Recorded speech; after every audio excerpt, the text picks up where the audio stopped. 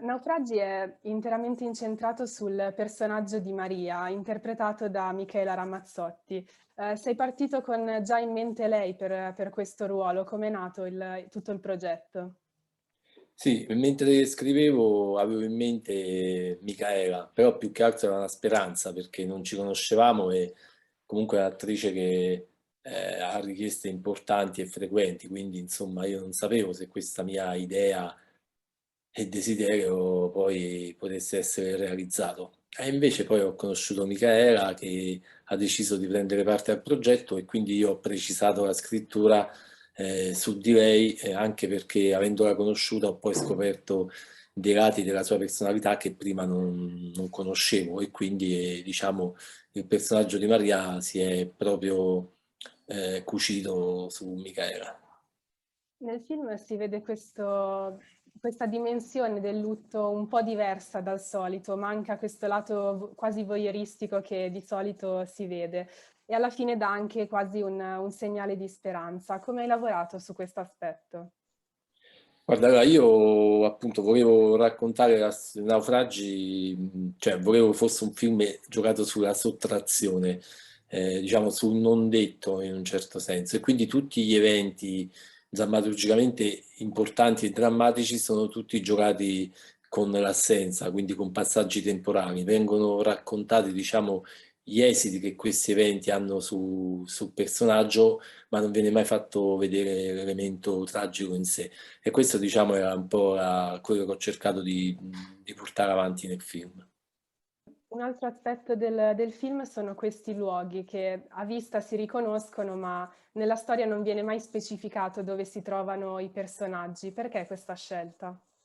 Ma non volevo dare una connotazione precisa, mi piaceva raccontare un luogo che fosse un po' un posto dell'anima, ecco, quasi un teatro di scena dove mettere, un teatro di posa dove mettere in scena il personaggio di Maria e, diciamo il dramma. E quindi per questo ho evitato di dare una connotazione geografica ben precisa.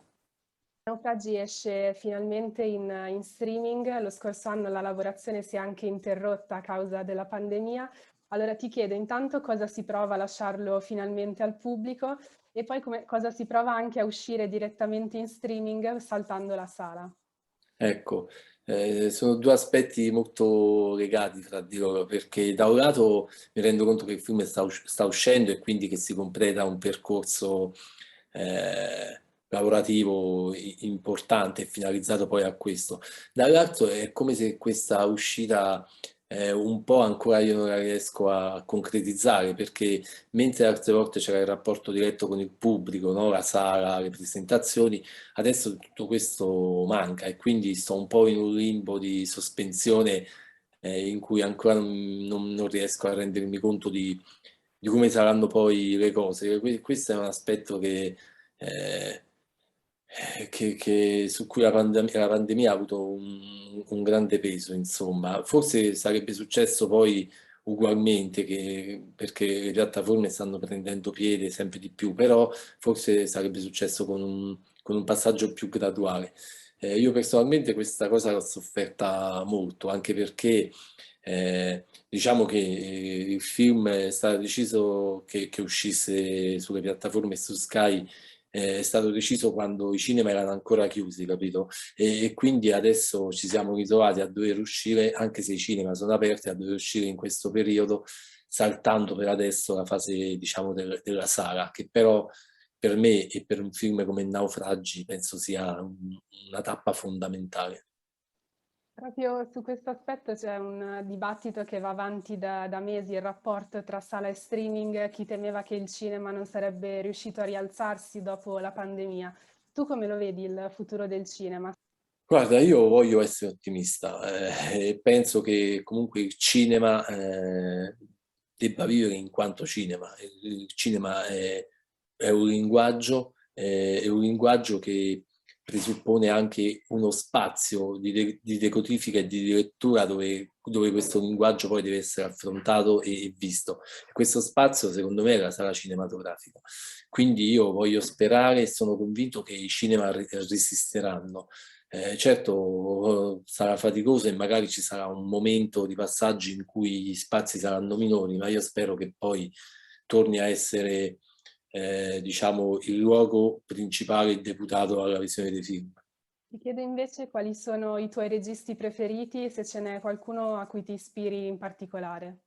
Guarda, io ho studiato lettere e discipline dello spettacolo, quindi diciamo che sono ormai 30 anni che sono amante del cinema, spettatore e adesso anche autore e regista, e insomma e ci lavoro.